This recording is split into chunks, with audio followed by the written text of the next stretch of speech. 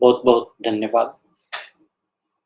आप सभी का सचेतन के विचार के सत्र में स्वागत है। आज हम धर्म बुद्धि और पाप बुद्धि की कहानी को आगे बढ़ाते हैं इस सचेतन के विचार के सत्र में। जो पहला भाग था कहानी का वो हमने कल कहा था कि किसी नगर में धर्म बुद्धि और पाप बुद्धि नाम के दो मित्र रहते थे। एक दिन पाप बुद्धि ने लालच में आकर धर्म बुद्धि को सुझाव दिया कि वे प्रदेश जाकर धन कमाएं। तो धर्म बुद्धि की ईमानदारी और मेहनत से दोनों ने प्रदेश में खूब धन कमाया। उन्होंने धन को जंगल में गाड़ दिया। उस दिन के बाद पाप बुद्धि ने धर्म बुद्धि को बुलाया और गड्ढा खोद कर दिखाया कि धन गायब है। उससे धर्म बुद्धि पर उसने चोरी का झूठा इल्जाम भी लगा दिया, आरोप भी लगा दिया। धर्म बुद्धि शांतिपूर्वक बोला कि मैं धर्म बुद्धि हूँ, मैं किसी की चोरी कभी भी नहीं करता। धार्मिक व्यक्ति दूसरे की संपत्ति को मिट्टी के समान सोचते हैं और सभी प्राणियों को समान दृष्टि से देखता है।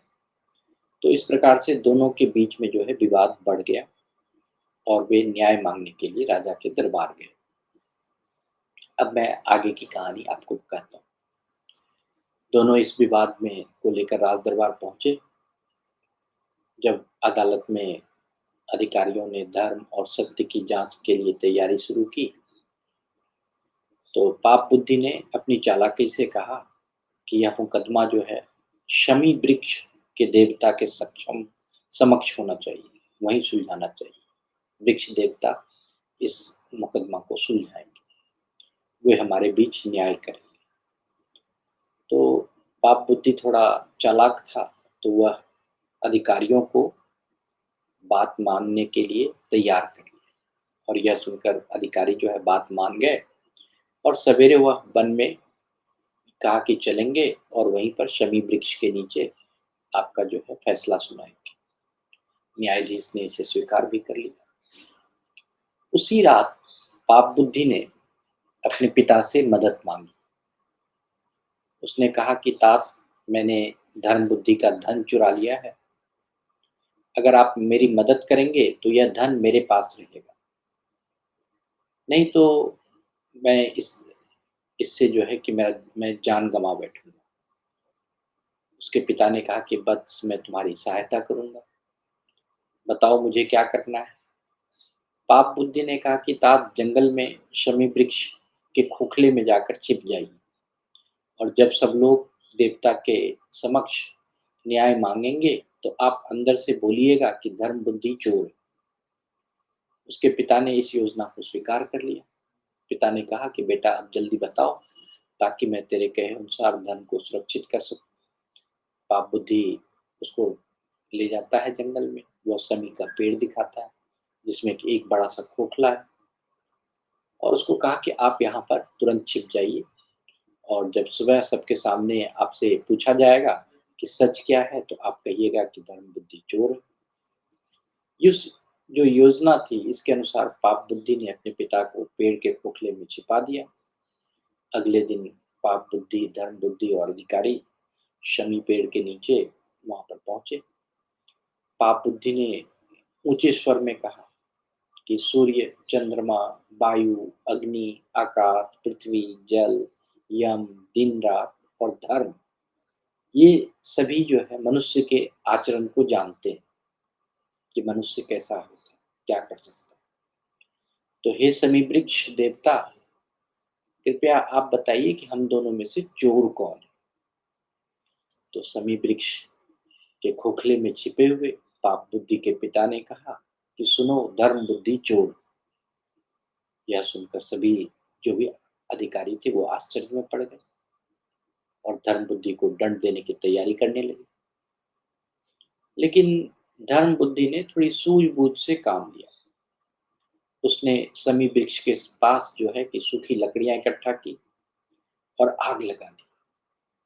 आग की लपट फैलते ही पाप बुद्धि का जो पिता था, वो अजले शरीर और फूटी आंख से के साथ जो है चिल्लाता वो बाहर आया। तो जब उसने सच्चाई पूछी गई उससे, तो उसने पाप बुद्धि की पूरी योजना जो है वो बता दी। अधिकारी ने तुरंत पाप बुद्धि को दोषी ठहराया और उसे शमी वृक्ष की शाख पर फांसी दे दी। तो धर्म बुद्धि की जो समझदारी थी, उसकी प्रशंसा सबने की और कहा कि बुद्धिमान व्यक्ति हमेशा योजना के साथ साथ अपने आने वाले समस्याओं को भी ध्यान में रखता है कि क्या क्या समस्याएं आ सकती। एक तो सबसे पहला कि धर्म बुद्धि का दोस्त कौन था? अच्छे लोग का दोस्त एक पापी लोग था, और वह पापी लोग किस तरह से जो है कि उसको धर्म बुद्धि को फंसाया, ले गया, रोजगार किया, धन कमाए, धन को गाड़ा। देखिए कितना योजना बनाते हैं। कोई भी अगर आपके साथ एक गलत संगति है, तो वह आपके साथ इतना चाल चलते हैं, इतनी योजनाएं बनाते हैं कि आप कितनों ही अच्छे हैं, कितनों ही आप धर्म बुद्धि के रास्ते पर हैं, तब भी आप थोड़े से उस चाल में फंस जाते हैं। लेकिन यहाँ पर इस कथा से सीखने के लिए मिलता है कि ठीक है, आप चाल में फंस जाते हैं, लेकिन अपने धर्म को मत छोड़िए, अपनी सच्चाई को मत छोड़िए, अपनी बुद्धिमानी को मत छोड़िए। तो आप उस सच्चाई से निकल उस पाप से निकल सकते हैं। तो अधिकारियों ने पाप बुद्धि को तो दोषी ठहराया फिर, और दंड स्वरूप उसको फांसी भी दी।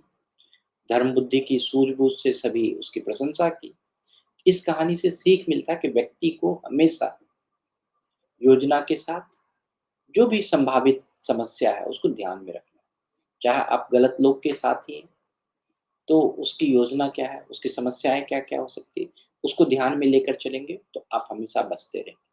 लेकिन जहाँ आपने सावधानी हटी, दुर्घटना घटी कि आप तो बड़े अच्छे से चल रहे थे, सावधान थे अपने जीवन में, लेकिन थोड़ी-सी भी आपने जो है कि अपने बुद्धिमत्ता को थोड़ा-सा भी बर्बाद किया, थोड़ी-सी भी सावधानी इधर से उधर की, तो आपको जो है धर्म बुद्धि की तरह आपको जो है कि किसी प्रॉब्लम में फँस सकते हैं।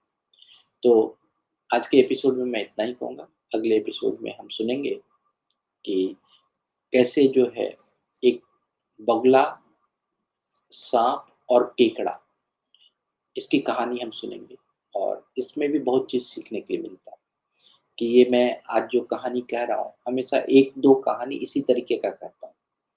पंचतंत्र की कथा जो लिखी ही गई है इस प्रकार से कि कम से कम 2 कहानी एक तरीके का सुनाया जाता है, जिससे कि आपको उस कहानी की समझ पक्की हो जाती है। तो पिछले दिनों मैंने जो है कि जितनी भी कथा कही थी, उस कथा में आपको कहीं न कहीं ये सीखने के लिए मिला कि बंदर और गौरैया की कथा।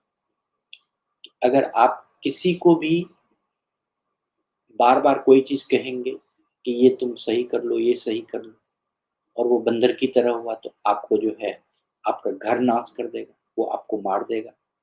इसी प्रकार से हमने एक उससे पहले जो है एक कथा कही थी आपको, अ, क्या नाम है, वो कथा थी,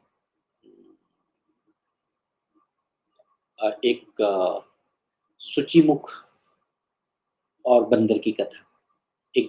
एक जो है स्पैरो जो होती है, क्या नाम है जिसको हम कहते हैं गौरैया, उसकी कथा और एक बंदर की कथा थी।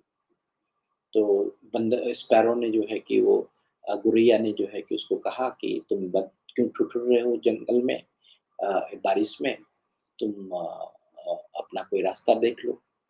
तो उसने जो है कि गुस्से में आया बंदर और उसको मार दिया। तो इसी प्रकार से जो आज की कथा थी, ये तो मैंने कथा कही कि आप अगर किसी को बीच में कुछ कहते हैं, और अगर कोई बंदर की तरह व्यक्ति है और उसको कुछ कहते हैं, तो वो कैसे गुस्साता है। और ये धर्म बुद्धि और पाप बुद्धि, मतलब कभी आप अच्छे हैं और तब भी किसी गलत रास्ते पे किसी के साथ पड़ जाते हैं, तो कैसे हमें बचना चाहिए। और जो अगली कथा है वह भी कुछ इस तरह से ही मिलती-जुलती है। वो है बगुले की, साँप की और केकड़े की, वह भी कथा मैं आपको कहूँगा। तो आज के लिए इतना ही। बहुत-बहुत धन्यवाद आप सभी का।